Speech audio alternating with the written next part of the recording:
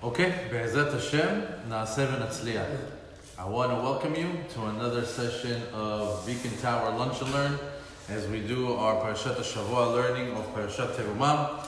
Before we get started, I'd like to give an honorable mention to our gracious host, H&M Builders, for allowing us the use of their space, and for Mendel Law, that's Joseph Dornbush and Judah Mendel, for putting this together, for allowing us to not only use the place, but also supplying the food. Besides that, I'd like to dedicate this lesson to the Ilui Nishmat of David ben Zohara, Yaniv ben Rinam, Shmuel ben Amumam, Abraham ben Moshe Alevi ben Shoshana, as well as to David ben Chava, and to Atzlachat Kol Am Yisrael. You can, if you want to plug in any names, you're more than welcome to go ahead and do that. Now, for anything. נתנאל בן שלמה ורומיה. Yep. רפואה שלמה משלמה בן ברן. Now, today is Rosh Chodesh Adar. You know what that means.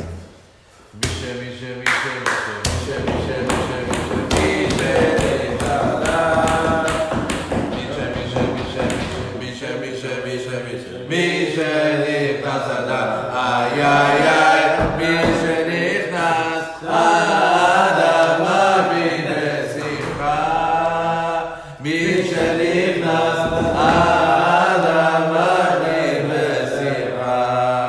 לחיים. Amen. He wants to have a very, very special lesson about Adar. Tomorrow night at the Lighthouse, we're going to have a very interesting facts that you don't know maybe about the month, and also how to get happy. Some people think that they know how to get happy, but what's the Jewish way to get happy? Very, very interesting class we're working on for tomorrow. Okay, let's get started. Parashat TERUMAH. Okay, if you recall last week, the last few Pesukim of the parasha, we have Moshe Rabbeinu going up to the mountain for 40 days and 40 nights to do what? To get the Torah. Okay, I just want you to know that is hinted in the name of this week's parasha. If you take the word Terumah, you can take the word and you can split it into Torah, Mem. Moshe Rabbeinu is going to get the Torah. What's Mem? Gematria 40 in 40 days. Wow. Besides even though we see how the end of the parasha leads into the beginning of this parasha, the word Terumah means donation. When you're giving a donation, in this case, it's a Terumah to the Mishkan. The word Terumah can be boggled several other ways. I'm going to read it for you. Terumah can be also turned into Hamutar, which is what's permissible, and Mitorah. So if you take the word Terumah, which is donation, you can put it together and it's Terumah Hamutar Mitorah, which means that when you give a donation, you give from what's permissible from the Torah. All that is hidden in the word, just in the name of the parasha. In other words, the first lesson that we're learning is when we are giving any sort of money, of a donation, it needs to be kosher money. Min hamutar, from what's permissible. What is kosher money? Well, you know, there's a lot of people that have the Robin Hood syndrome, you know? They go into the world and they feel that it's their job to steal from the rich. Or they find some ways, oh, this guy is an evil goy. It's a mitzvah to steal from him. Hashem says, I don't want any of that. I want kosher money. As a matter of fact, the Gemara speaks of a guy who steals and then goes to the market and buys food, the best food, to honor the Shabbat. It says as if he has chopped heads on the table. That's how they see him in the Shamayim. They don't see the fancy bottle of wine or the best beef or the best chicken or the best dishes, even if he spent $1,000 on that dinner for Shabbat. But if that money wasn't earned honestly, they say that the shopping bags that he comes home with them are chopped heads. And the food on the table is like chopped heads. Because you chop people's head in order to get that money. You weren't honest about it. Wow. So you have to have kosher money. Not only that, it's very important to earn kosher money and to donate from kosher money. You know, earning kosher money, it's an honor system. If you're doing the right thing with the person in your business or not. You know if if your business ethics are kosher or if they're not. But you have to understand, when Hashem gives you kosher money, you earned it, and then after that you dirty it, you have to understand that it loses the bracha to continue. Not only that, sometimes you see a lot of people, they come to shul on the high holidays, a guy that you never see over there, a guy that's maybe not even holding in Torah mitzvot or Maasim Tovim, who knows, but he comes on Kippur and the guy drops $100,000 on an opening of a door. It's like, if you think about it, we spend so much money for an experience. What type of an experience do we have in the shul? We move a curtain, we open up a door, we go read 2 lines, but we honor it. We love our mitzvot. We're willing to pay top dollar for it. But if that guy is not earning kosher money, and it's just a different way of taking that money over there, it's not exactly the best thing. As a matter of fact, even recently I saw, our religion, Baruch Hashem, it's a beautiful religion, and it has a lot of power. But unfortunately, a lot of people are using it for the power for the wrong way. And you see rabbis that are taking money from gangsters, and they have a deal. Oh, come, get all your friends to donate money. Whatever that they donate, I'm going to give you 20%, and you give me the 80%, which is what? Money laundering. Chas v'shalom, we don't use the Torah for that. Notnim terumah mehamutar ma'Torah. When we give a thing, it's from what's permissible from the Torah. This week's parashat gives us a list of the things that are requested for the building of the Mishkan, but just so you can get always a little bit more facts, a little bit so you can understand, thank you so much, that you can understand what's going on in the parasha. Of course, we could always zone in on a concept, but it's always good every year to learn a little bit better what's happening behind the scenes. Or not even behind the scenes, what's the pshat, what's the simply going on over here with the Terumah. So we know that they're collecting now for the Mishkan. So they're actually collecting 3 different types of donations. One is called Beka Lagulgolet. What is it? It's Machatzita Shekel. What's Machatzita Shekel? This is the way we did the census. This is the way we counted the people. What we did is every single person gave Machatzita Shekel, and at the end we calculate all the money that we have, and then we know how many people we have as a population. That's one thing. Also, that money, that Machatzita Shekel, was also used as a donation for the Adanim. What's the Adanim? Those are the big studs that hold up the Mishkan. I have images over here actually that I can show you. The Adanim are the posts, the large posts, the columns. Oh, I'm going to use you this class. Nah, today I'm going to use it. Those for the columns. I think over here they have some pictures, but if it doesn't matter. But for the columns that needed for the Mishkan. So that's the first one, the first donation. It's called Beka Legulgolet, Machatzita Shekel to count, and that money is used for the columns of the Mishkan. The next one is Terumat HaMizbeach, that they also give another Machatzita Shekel, another half a shekel, for what? For the Mishkan to purchase korbanot. You have to understand that these are animal sacrifices. They need animals, right? Animals cost money. A cow costs a lot of money. A sheep costs a lot of money. Not only that, for the Mishkan you bring the best. So we have offerings for the morning, offerings for the afternoon. There's ones that for Shabbat. There's ones that Tamid, Minchot, all these different things. Not what the people bring.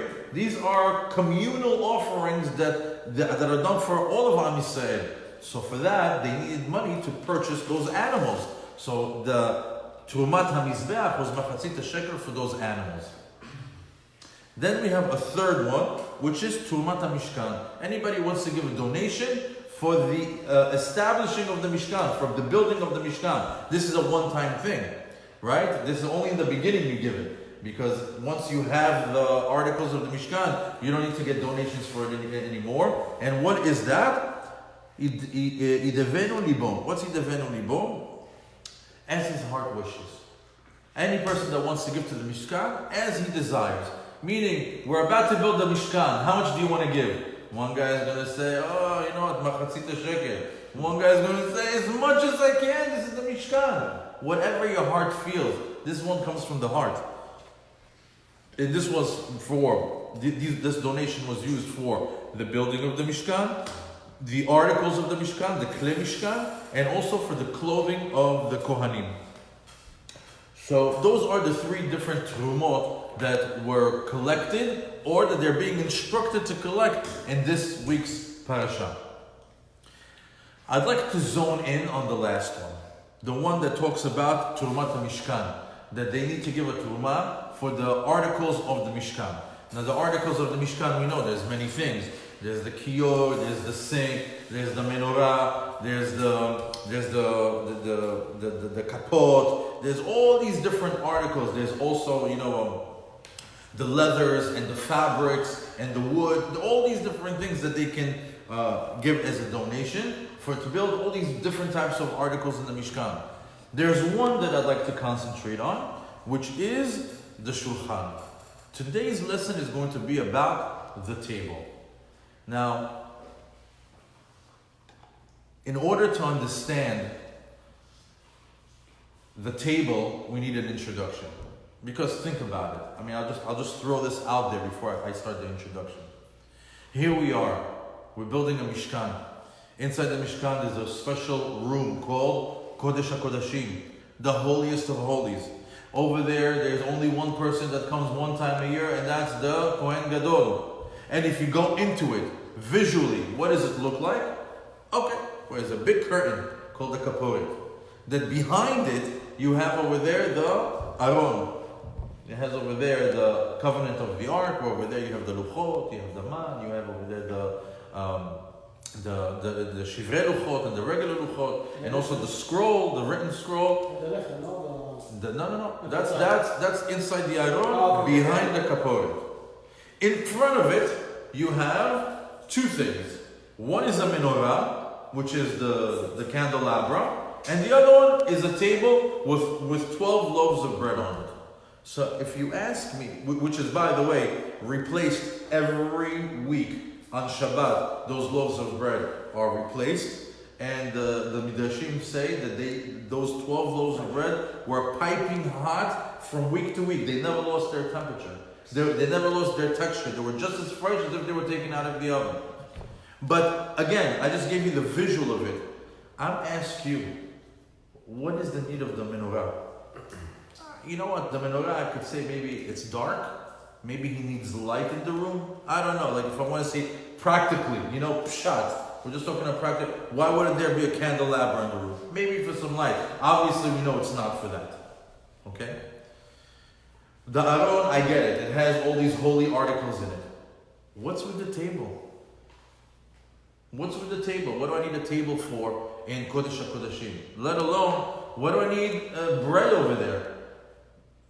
Is somebody going to... How come there's no chairs over there? Is somebody going to sit there? Going to eat it? What's the purpose of this whole scenario over here? This room that you walk into gets used one time a year and has all these things in it. So in order to understand that, we need an introduction. One time a year, you said. Yes, in Yom Kippur. The introduction goes like this. If you ever want to know anything about anything in life, you always have to go to the beginning. The shoresh of everything. The shoresh of everything, the root of everything typically lies in the beginning. And the beginning of the shulchan is connected to the creation of the world. In the beginning, HaKadosh Baruch Hu had his Shekhinah here on earth with us. The heavens and the earth were connected. And after the sin of after the sins of Adam Rishon, there was a separation between the heavens and the earth. Meaning before everything was united, after the sin of Adam HaRishon, it started to separate. Now there are 7 heavens. There are 7 different shamayim. And Hashem's Shekhinah distanced itself every single time. Every time there was a very major sin in humanity, Hashem distanced himself more and more and more and more and more. And eventually he was able to come back after we did some reparations on those damages, which we'll review in a second. But in the beginning, there was nothing. The Midrash says that, it says like this, תחתונים כנגד תחתונים, לפיכך הייתה השכינה שרה בתחתונים. He says, when the Shekhinah was below, נמצאו שמיים וארץ אחדים. שמיים וארץ were together. That's what we said, the pasuk. ויכלו השמיים והארץ וכל צבאם. What's ויכלו השמיים והארץ וכל צבאם? They were united. שמיים והארץ were together. The holy presence of HaKadosh Baruch Hu was with us. But after Adam HaRishon sinned, it started to separate. Now, when HaKadosh Baruch Hu created man, he told him, I have this beautiful world that I created. Because in the beginning they say that the waters would be singing and praising Hashem in a way that were unbelievable. And so were the trees, and so were creation. But Hashem said, you know, it's like I have a person who's a mute, a person who can't speak, praising me. You know, the waters are like, you know, the waters are gushing and the waves, they're all like, oh, so excited for Hashem. The trees, you know, everything is going. He says, I want a medaber. I want somebody who can speak to praise, to be able to praise and to enjoy this world. So when he created man, he said, be careful, don't ruin my world. Don't ruin my world, because after you ruin it, I won't be able to fix it back again.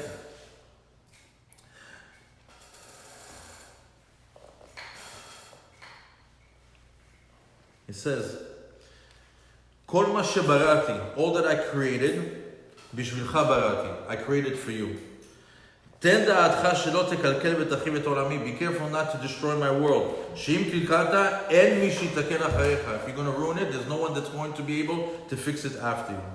So Adam HaRishon created sin with the Chet HaRishon, and Hashem's presence went up to the first heaven. And then after that we have, I think we mentioned this a couple of times in this class, but I'll continue. After that was the sin of Cain, and it went to the second heavens. Then it was the sin of Enosh, and it went to the third heaven.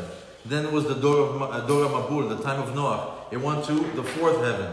And then it was the Tower of Babylon, fifth heaven. And then on Sodom V'Amorah, the sixth heaven. And then there was the time of Mitzrayim, the days of Raham. It went to the seventh heaven, and this is a midrash from Midrash Rabbah in Bereshit. And you see that Hashem's Shekhinah that once was here, now is 7 heavens far away from us. Because there were such grave sins that it pushed the Shekhinah away. Until came one person who began to repair it. Who was it? Avraham Avinu. Avraham Avinu started to fix the Chet of Adam HaRishon. And he brought it from the 7th heaven to the 6th. After Abraham, it was Yitzchak. After Yitzchak, it was Yaakov. After Yaakov, it was Levi. After Levi, it was Amram. After Amram, it was Moshe Rabbeinu. And Moshe Rabbeinu is the one that was able to build the Mishkan. And we know that when the time that Moshe Rabbeinu built the Mishkan, that means that the Shekhinah was able to come down again and live with us where? In the Mishkan. Or in Jerusalem, it'd be in Bet HaMikdash. So now we understand how things work a little bit. Okay? Before the Shekhinah was here, it went away. Moshe was able to bring it back. And the time that it was back with us, where did it live? In the Mishkan or in Bet HaMikdash. Okay.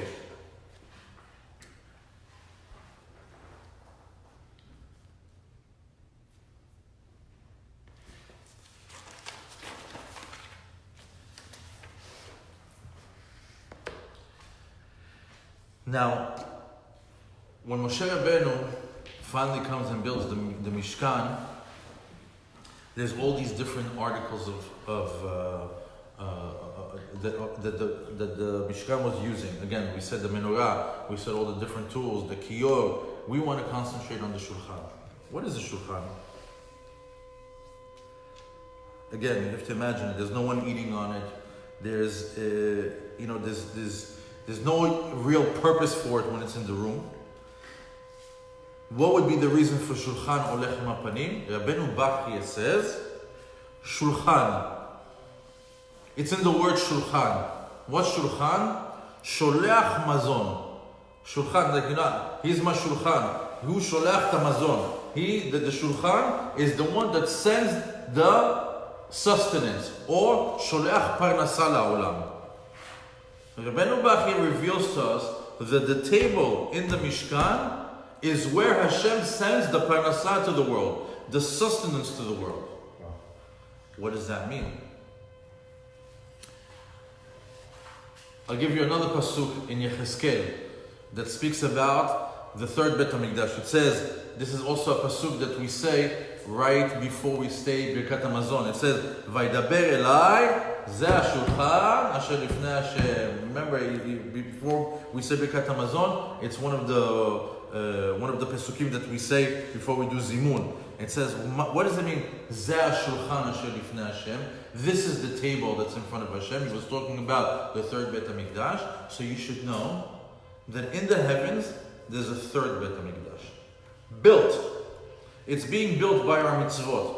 But eventually, when the third Bet HaMikdash is coming, it's going to come down from the heavens. Without doors. Huh? Without the doors. We're going to complete over here. There's going to be over here, if you go into Halakha in Shabbat, Makebe Patish. You know what's Makebe Patish? Any person who does for example, let's say you build a whole home, right? Comes Joseph and says, wait, this door is missing a nail. And he puts the nail on the door, and that's the last thing that the house needed. Who built the house? Joseph. Makebe Patish. Whoever does the last thing, he takes the credit. Makebe Patish also is called like finishing a job. That's why when you're wearing a jacket on Shabbat and you have those stitches in the back, when you get a brand new suit, the lapels have a stitch in the back. Yeah, like X. Exactly. Are you allowed to open it on Shabbat? No. The answer is no. Why? Makebe Patish. You're finishing the job. If you take that, that's called finishing the job. Any new clothing is not. It's better not to. It's better to do. That's not totally. Just I give a good example of the jacket. If you take off that string, that means you finished the job. And if you have like a regular shirt that has the little pins that you're taking out, That's not. so that will be allowed. Yeah. So now you have to understand that Bet HaMikdash, the third Bet HaMikdash is in the Shamayim. What's over there? Same thing as down here. It has the menorah, it has the shulchan, it has everything the same. Like a mirror. Like a mirror. It's also right on top. It's in the same position. As the world turns, the Bet HaMikdash turns with it. It's right on top of where it is. Now, what does this mean? It means that everything that we see here physically actually has a spiritual power, especially in our religion. When I tell you the menorah, you just see it as a candelabra that has 7 different lights just to turn it on. But there's something else. That's the physical form of it. But actually, the menorah is how Hashem sends down to the world from the upper candelabra to the lower candelabra, to the lower menorah. What? Chokhmah, Binah. All the knowledge that comes into the world that people need comes through the menorah. Some people think it comes from their professor. Some people think it comes from their teacher. It does, but first it travels through the menorah. Similarly, the shulchan. The shulchan, what does it stand for? Shulchan stands for parnasa. Why? We have over there the lechem, bread. What's bread? Even on the street they say, you got the bread? What's the bread? Parnasa. The person's parnasa, how does it go? It first goes through the spiritual channel of the shulchan in the shamayim. travels through the physical shulchan in this world, and then it goes into the rest of the world. We would never think that. We would never know that. We would look at the table and we think that, it's just a table. But you have to understand that everything physical has a spiritual power behind it. For example, the moon. The moon is an angel. It's a malach. It's a malach. There's a big malach inside of it that has powers. What's the powers of the moon? What's the powers of the moon? How come the moon has the powers for the waves, for the tides? Right? That's a power. Right, it's a power. But how did Hashem cover up that power? In a planet. He gave it a face of a planet.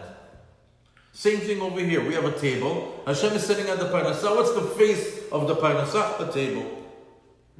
The mishkan. Everything that has a physical form to it has a spiritual power behind it. The reason why we have a menorah and a shulchan in Kodesh HaKodashim, because that's where Hashem sends down the knowledge, the smarts, the chokhmah, and that's where the parnasah comes in. Those are the two articles in the Mishkan that those two things come from. Now,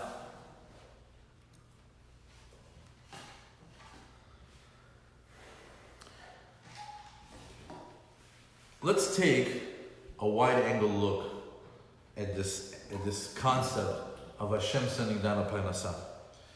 So obviously, there's many bosses in the world, right? You're an employee, you work for somebody, maybe that somebody works for somebody, maybe he has some partners. But the boss of all bosses, the one who gives the real parnasah to every single being on this planet, to even every single creature, is a Kadosh Baruch Hu.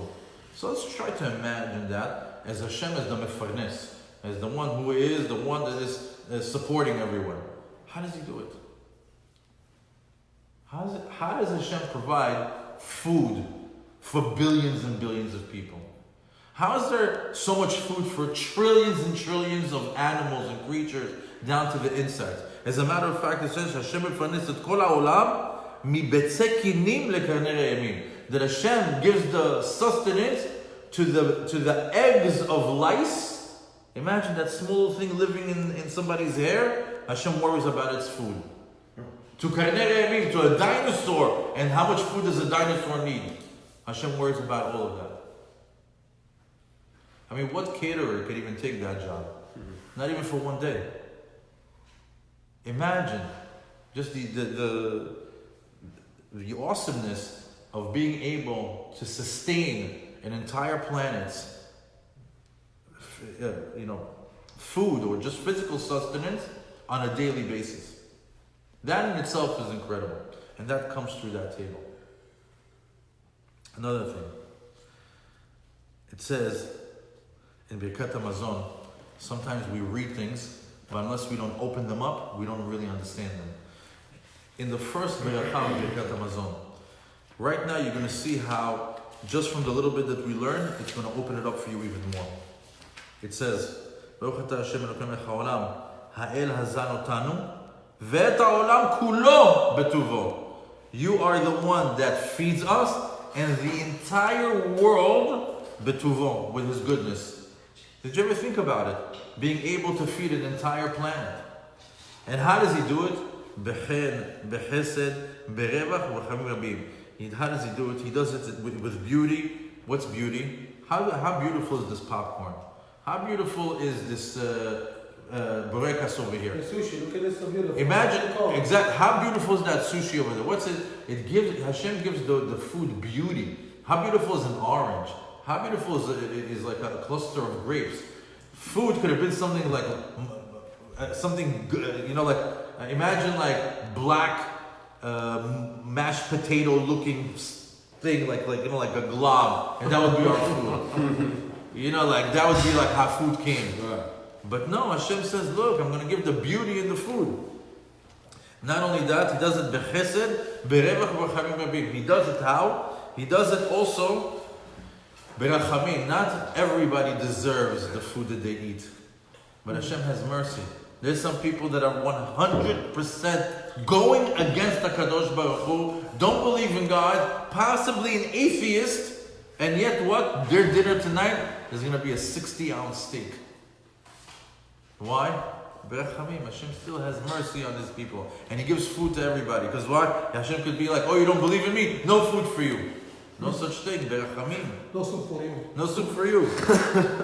Uftuvo agadol tamid lo chasar lanu. With his goodness, we are never lacking.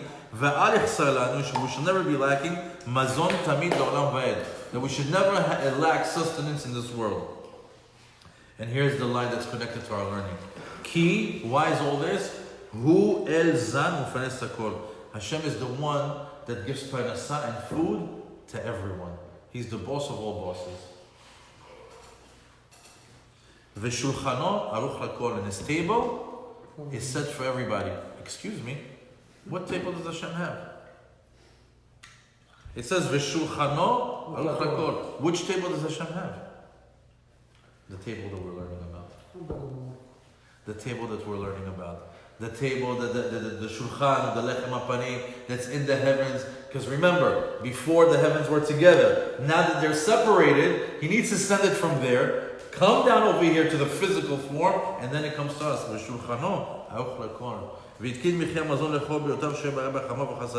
And he gave food to every single creature that he created with mercy and with loving kindness. That's the first beracha of Birkat HaMazon. Did you think we're going to find the shulchan and lechem hapanim over there? But that's how you can start to connect the dots. You're reading it so many times and you never... Exactly. This is the beauty of when you start to learn. The symbol of the bread. Bread is parnasa. However, I asked you a question. Maybe now you can ask me a question. But right now, Bet HaMikdash is not with us. And the Shulchan is not now in Yerushalayim. So, how does it work?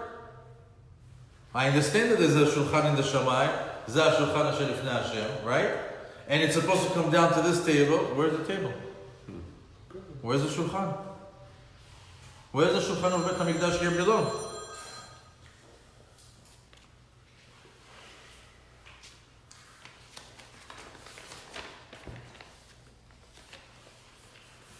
So, since we don't have a korbanot, we don't have the Bet HaMikdash, there are two things that replace it. It says in the mornings when we say the korbanot, what does it say? I'll read it off to you. Another thing that you maybe don't realize when you say it in the morning, but when we say korbanot, right before we start reading the Mishnayot, it says over there, Ribon HaOlamim, you commanded us to bring the offering of the tamid at its exact time. And we're supposed to have kohanim in their job roles, and levim in their areas where they're supposed to be helping the kohanim, and Israel where they're supposed to be. But now, because of our sins, we don't have Bet HaMikdash. Ubutal tamid, and there's no tamid offering. And we don't have not the Kohen, not the Levi, not the Israel in their right positions in the world. And what did you say? You told us that lip service will replace the sacrifices. We will pay parim, cows, sefaten, with our lips. In other words, lip service replaced the sacrifices. In other words, and you see over here when it says Zot HaTorah la'olah la'mincha ve'lachatat ve'la'asham ve'lemulim ve'zevach ha'shalamim, when we say all these names of these korbanot, after we say all this, it's as if we offered them. Our prayer, our lip service has replaced the sacrifice service. That's why also no reason why we pray in Shachrit and Arvit and Mincha. These are all things that replace the sacrifices that Bet HaMikdash used to do for us. So one thing that replaces the Bet HaMikdash is the korbanot, the prayer that replaces the korbanot. However, for what we're learning, we want to say what replaces the table. So in here, I can bring it to you over here in Lekach Tov. It says over here, Shulchano shel Adam מכפר על עוונותיו כמו מזבח. They said that a person's table in his own home has the power to atone for all his sins, just like the altar. The table that you sit at home with your wife and your children, with your family, it's considered an altar. It's considered a mizbeach. And because it's considered a mizbeach, several things have to be done on it properly. First of all, there's a custom that when we say Birkat HaMazon, not to have knives on the table. Why? For people, for Jerusalem, what happened in Jerusalem?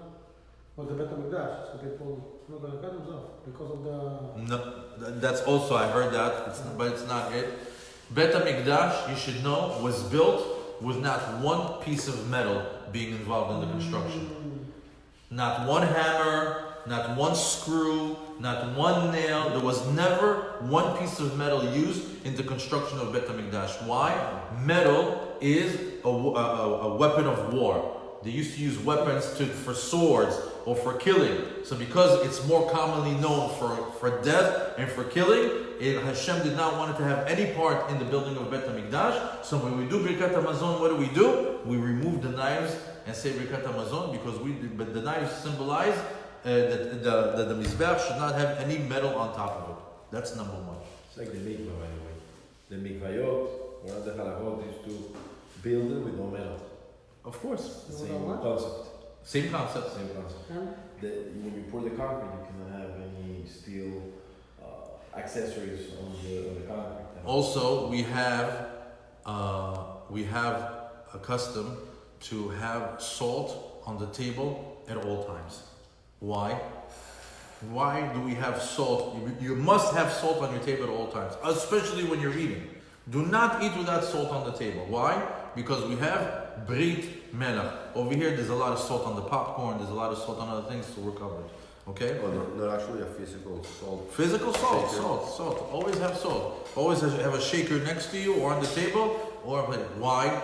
Because there's a Brit Melach. What's a Brit Melach? Does anybody know what Brit Melach? The covenant with the salt. Did you ever hear of it? Okay. So let's go back to Bereshit. If you go to Bereshit, Pasuk Vav, on the 6th Pasuk, there's a beautiful story lying behind it. It says, remember those waters? How they were praising Kadosh Baruch Hu, and Hashem says, I love what you're saying to me, but I don't want to hear. It's like somebody mute praising somebody. I want to hear a medaber praising, right? So we're going back to the same creation that we discussed in the beginning of the class. On Pasuk Vav in Perek Aleph in Bereshit, it says, Vayomer Elohim yehi rakia betoch hamayim v'im avdil ben mayim lemayim. Hashem says, let there be a sky in between the waters, and He took the waters. Remember, everything, the heavens and the earth were connected. Remember what we said in the beginning of the class. Now Hashem, during creation, He started to separate the heavens and the earth, and in between He put a sky. So the waters that were here, half are below, half are above. So now these waters, let's see which... ויעש אלוקים את הרקיע והבדיל בין המים אשר מתחת לרקיע ובין המים אשר מעל לרקיע ויהי כן. ויקרא אלוהים לרקיע שמיים ויהי ערב ובוקר יום שני. That happened on Monday. So what happened over here? In order for you to understand why we have salt on the table, I'm going to tell you a story about Brit Melach. Brit Melach has to do with the waters from the time of creation. The waters were so close to Hashem, and now they say, Hashem, why did you separate us? He says, well, I'm going to be in the heavens and you're going to be in the earth. He says, but why? Let us be with the waters that are in the heavens. Why did you separate us? Take us over there. He says, no, you have to stay below.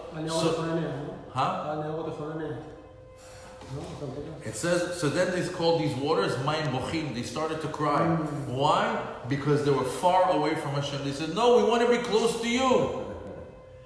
That's the salt. Wait. They started to cry. They're called Mayim Bochim.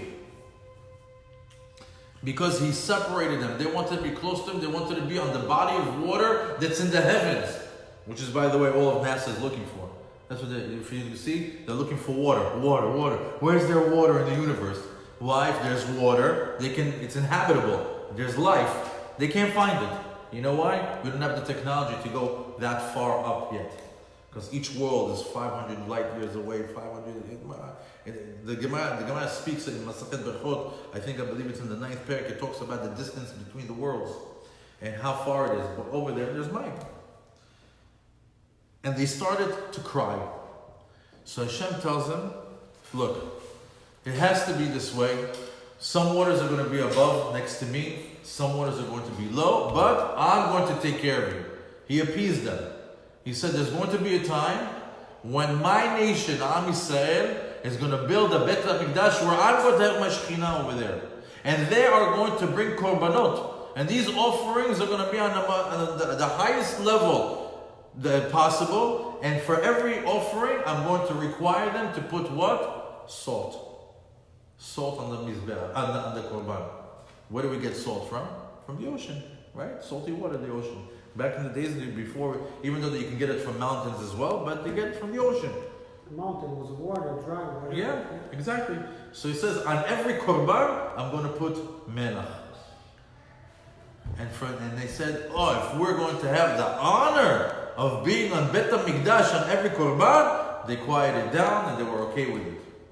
As a matter of fact, remember they were called Mayim Bochim. What's Mayim Bochim? If you go to there's on the 137th parak of Tehillim, it's one of the prakim of Tikkun HaKlali. It's the one right before last. I don't know if you've ever paid attention to this. It says, Al Naharot Bavel, Sham Yashavnu Gam Bachinu. This is right after the Jews were kicked out of Bet HaMikdash. And they said, we were on the rivers of Babylon. And over there, V'sham Yashavnu Gam Bachinu. We sat there and we started to cry. Bezochenu Tzion, when we remember Jerusalem. So, why would the Jews go all the way in front of a river, of the rivers of Babylon, sit over there and cry in front of a river? What is that all about? Cry at home. Go cry, somewhere else.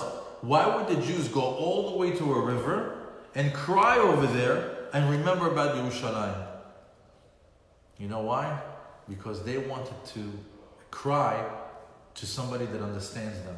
Who is it? The Mayim Bochim. They came to the word, they said, you get us.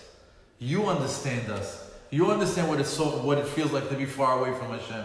You understand what it's far away, that now we cannot even be close to Bet HaMikdash. The reason why they're in front of the waters, crying in front of the waters, because the Mayim Bochim understand the feelings that they have at the moment. That they can't be. They can't have Bet HaMikdash, or they can't be close to Hashem. Who can understand that in this moment? The crying waters. That's the explanation of that pasuk. Al Naharot Bavel, Sham Yashavnu, Gam Bachinu Bezochenu Tzion. Did you ever know it was about water? The crying waters, Mayim Bochim. As a matter of fact, you should know that these waters are constantly have a strong desire to go back to the Shamayim. And that's the secret of the wave. What's a wave? A wave is the water saying, Hashem, I want to come up, I want to come to you. But what? There's a law in nature that they're not allowed to pass what? The seashore, they're not allowed to pass it. So they keep crashing down. A wave, you see, how come the wave doesn't just keep going and going and going? Why does it crash right at the seashore? It's a law of nature. As a matter of fact, right now in Rosh Chodesh, we say Barechi Nafshi. What's Barechi Nafshi? It's another prayer that we say right before we start praying Arvit, and it says over there something very interesting about what we're learning. It says, Gevul Samta Bali Avurun. You put for it a gvul. How do you say? You put for it a border that it cannot pass. Bali Yeshuvun Nechasot Ha'aretz. They should not cover the land again. Remember, in the beginning of time, it was a mix of water and earth, right? But it says, Hashem, you gave Gvul Samta Ba'alei, you put for them a border that they cannot pass. Why? That they will not come back again to cover the earth. Why? The water wants to cover the earth. He wants to bring it back to what it was in the beginning. That Hashem and the heavens and the earth were together. They want to be close to Hashem. So they always want to do what? They want to get close to Hashem. Over here there's the border, they drop. They want to close to Hashem, there's a border, they drop. That's the waters. And this is the reason why we have salt on our table. Because Hashem made a pact, a brit melach, that we are constantly going to put salt on the sacrifices. And since a person's shulchan is his mizbeach, what are you going to put on your mizbeach? Salt.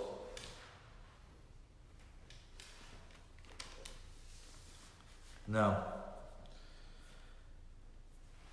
how does a person now get this bracha that we were talking about that comes to a person's shulchan?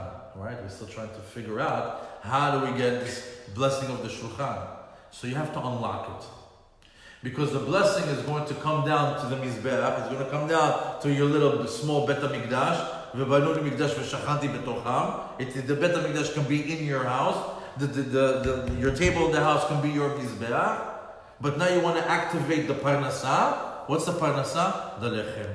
It's on the table. A lot of people today, they shy away from bread. It's a shame. It's a shame that they don't make such healthy breads that it pushes us away from wanting to eat bread. That's the ploy of Yetzer Hara. Because the truth is, there's no bigger blessing in this world than bread. The bread needs bread. There's no bigger blessing in the world than bread. Look at the honor that we give it. It's the king of all foods. It's the top of the food chain. Bread. We did a whole class on it at the Lighthouse, the king of all foods, if you want to learn just about bread. Incredible class. Very enjoyable class. However, over here you have a bread on the table. That's the parnasah. Start. Start to divrei Torah. Why? When you start to do that, now you're activating the brachot that are available, and that's how the shefa comes. On the mizbeach, with bread, with salt, with divrei Torah, with keeping no lashon hara, keeping the sanctity of the table, there comes the shefa. But anybody who doesn't do that, it says,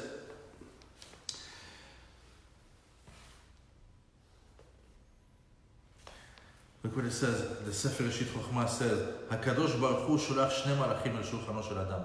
When a person is eating, Hashem sends two angels. He comes to check up. Lirot ketzad mitnahegu ba'achilato. How does he act when he's eating? Does he eat like a glutton? Does he say bracha? Does he say the bracha, the proper things? Is he respecting? Is he throwing the bread? Is he yelling and screaming? Is there nachat ruach? What are they talking about? The heat game? They're talking about the neighbor? Or is it divrei Torah? Hashem said, keep in mind, when you're eating, two angels are right there. Why? They're going to report. Because if you get a good report, floodgates, parnasah, shefa, through the table. If not, what is it considered? It says,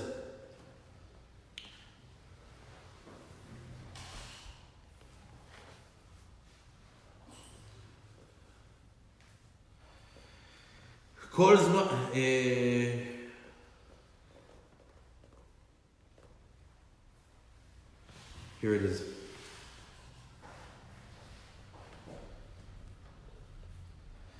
כאילו אכלו מזבחי מתים. It's as if they ate from dead corpses. A person who doesn't act properly on the table and doesn't say divrei Torah, you know what it looks like? כאילו אכלו מזבחי מתים. That it's like what? That chas v'shalom, it's like you did avodah zarah. Imagine, you're sitting down to have a meal, right? But then Hashem says, okay, no problem. You know what's eating a meal? You're sitting on my mizbeach. How are you acting in the mizbeach? You come all the way to Bet HaMikdash and talk lashon hara? You could come all the way to the mizbeach and tell me about LeBron's last second shot at the Heat game? Where's your head? That's when you're sitting down at home. A table is a table. It's your mizbeach. You can activate over there a lot, or you can destroy. You can ruin. Now, look, it says, והדברים מבהילים, these things are scary, לראות עד אחד התייחסו חזה לשולחנו של אדם, how our rabbis gave such importance to a person's table. By the way, sometimes even if you forget to do Divrei Torah, when you do Mayim Achronim Chova, it counts as if you said a halacha, it counts as learning. One of the reasons that we say Mayim Achronim Chova, besides the reason of the Melach Sedomit, Sitra Achra that we spoke about, all these things, they said also that a person should have a Dvar Torah on the table before he gets up. So we say Mayim Achronim Chova, you spoke halacha, you said Divrei Torah, Yatzata Yedei Chova. So Baruch Hashem, that even that we have as the last second thing. Now to show you the big beracha that a person has on his table, they said that beracha gedola. You know, you could say that you can get a blessing, or you could say you can get a big blessing. It says beracha gedola megi'a la'adam b'shulchano. A big blessing comes to a person when he sits on the table. Where is it? It's in Birkat HaMazon again. What does it say over there? Ma sha'achalnu yeh lesova. Whatever we eat, let it be that we're satiated, that it gives the sustenance that we eat. Ma sheshatinu yeh lirfuah. Whatever we drank should be to our health. V'ma she'otarnu yeh livracha. And whatever we left behind, let it be for a blessing. What does it mean? You should know that when you eat a sandwich, don't eat it till there's nothing left. Leave a small piece. Ma shehotarnu, whatever we left over, shall be the bracha. In other words, when you say Birkat HaMazon, that bracha needs to come somewhere. Where does it come to? It comes to that piece of bread. If you eat that piece of bread, it's not there, the bracha is coming and says, where am I going to sit? I have nowhere. That's why if you see, notice when we say Birkat HaMazon, what do we leave on the table? The bread. Why? We don't remove the bread from the table till after Birkat HaMazon. Why? That's where the bracha comes down to. Ma shehotarnu, whatever we left, yeh livracha, that's where the bracha is going to sit on it. What do you do with that bread? Huh? What do you do with the bread? Whatever's left over, you know, okay. You can let Give it to the birds. You can't give it to the birds. Eat it later. You can't eat it later. Put it in a bag and dispose of it properly. As long as you don't just throw it into the garbage. Put it in a bag. Say, listen, we couldn't eat all these crumbs. Thank you, Hashem, and lay it down gently on the garbage, not just throw it. I heard also the clean lady can throw it away, not you. Also, there's many ways of disposing of bread. You can, there's a lot of lakes over here. You give it to the ducks, they love it. 100%. But beracha gedola is megi'a la'adam b'shulchano. He gets in on his table. So don't pass up on it. A lot of people feel, I got to travel all the way to China to make a living. I got to travel to this show in Las Vegas. I got to go to this show over there to make a living. Meanwhile, if you just do the proper thing on your table when you're eating, all the bracha come to you in your house, come to you on your phone, come to you on your email, without having to do all that. So if somebody ever tells you, where does parnasah come from? It's simple. Parnasah ba me'shamayim. Parnasah is me'shamayim. We know that the parnasah comes from the heavens. Meaning what? It's decided in the heavens. Hashem decides what our parnasah is going to be. But when we say parnasah is me'shamayim, what do we know now? It's the table up top that comes to the table below. And it comes all the way to Bet HaMikdash. Bet HaMikdash is not here. Where does it come? It comes to our table. Parnasah is me'shamayim. Where does it travel? We know the route now. We know the money route. How it gets exactly to your pocket. Now, we said that on the table we can't forget Divrei Torah, right? Divrei Torah, the malachim that are going to report, the shefa that's going to come. The table represents the conduit. You have to think like a pipe that comes all the way from the heavens, and then finally, book, is right here. It's up to you how much flow is going to come out from it. Now, on this room that we discussed about in Kodesh HaKodashim that has the menorah and the shulchan. Where are they? So Baba Batra in the Gemara, on the 25th page, it says, "Harotze leachkim yadrim, v'sheyashir yatzpin." What does it mean? It says, anyone who wants to be smart, let him go to the south. Anyone who wants to be rich, let him go to the north. What are they talking about?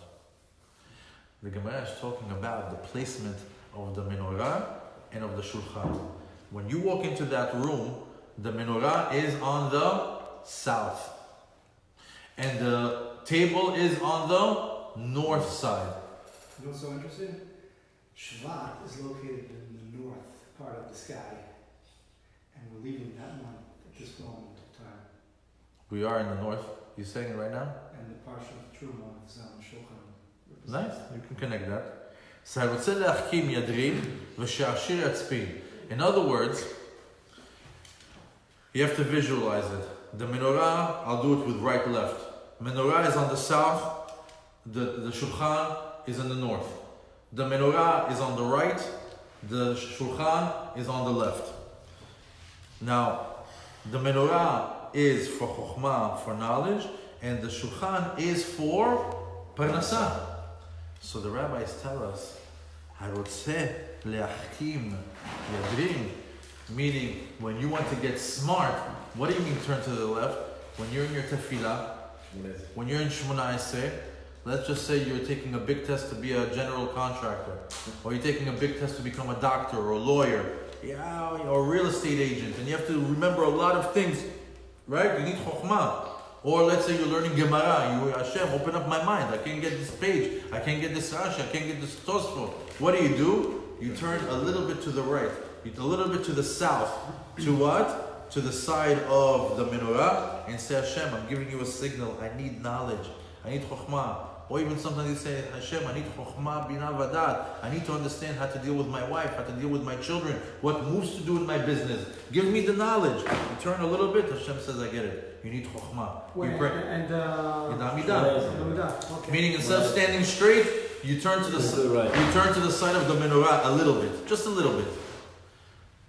If a person has financial struggles, what does he say? He turns a little bit, not completely. Don't make it. Don't people tell you, hey, you're make it subtle. So that's between you and Hashem. You turn a little bit to the left. To that. Why? Whoever wants to become rich, yatzpin. Turn to the left to the side of the shulchan and say, Hashem, I'm praying in kavanah that from here to Bet HaMikdash, KODESH KODASHIM, to the table over there, please Hashem, kavanot for parnasah. I'm having a hard time with the bills, hard time with mortgage, hard time with trying to make a down payment on a house. I want to move forward. Children, food, Jewish school, whatever. Turn and send a message through the table. The Baba Batra tells us, you want to be smart, turn to the right, turn to the south. If somebody wants to be rich, wants to get more, go to Yatzpin. So in conclusion, today we learned how money works its way into our lives. We found the route, the path. But when did we learn this? It's interesting. When did we get introduced to this concept of Shulchan? In Parashat Terumah. In the Parashat, the title is donations. We learn about Parashat when we're talking about donations. Why? Because money has its purpose. When you have parnasah, you have to, and this is very difficult, I'll even say for me or for people that I know, not everybody can do this, even though it's incredibly it's been given as a guarantee. But 90% of your money actually belongs to you. 10% that Hashem of your money that completes the 100% actually doesn't belong to you. Hashem gives it to you so you can pass it on for Him. That's the thinking. In other words, if you have $100, 90 of it is yours. That 10, you got to find where to give it. That's called maaser. And you know what it says about maaser? In Devarim, in Perek Yudat Chav Bet, it says aser ta'aser. What is this double language? Aser ta'aser, tithe and tithe. That makes no sense. One aser would have been enough. So the rabbis tell us, aser bishvi shetita asher, You can take ta'aser is titasher. You can become rich. There's a guarantee over there because it says over there, bechanunina bezot. I want you to test me on this. Hashem says, test me on this. You really want money? You really want to be rich? Aseh leman titasher. If you give 10%, you are guaranteed to become rich. Now look at this. How many people are chasing the money to be rich? Right? Everybody wants to be rich, wants to be financially secure, let's say. Right? Hashem says, 90 for you, 10. Go do chesed. And that chesed you get 10 times in return anyways. It's incredible. But some of us have a challenge. Why? I'll give you some challenges that are real challenges. For example, let's say a person has now, gets $1,500. And he has $3,000 in bills. Whether it's the rent, food, school, this and that. So he doesn't even have enough for that $3,000 that he needs. He doesn't understand how he can give $150 if he's already under. You feel that you can give when you have, when it's extra, but in reality it's not. It's not. It doesn't matter. You have, you don't have. It's not yours. It's not yours. But it's very, very hard. It's become a custom as opposed to like a hard, solid mitzvah. But for anybody who needs parnasa, anybody who wants to become ashir, Hashem says, try me. Try me if this is a bluff. See if it's real. And that's incredible. But you'll see that along the way, there's so many struggles because the Yetzer Hara wants to defeat you along the process. But it's a beautiful thing.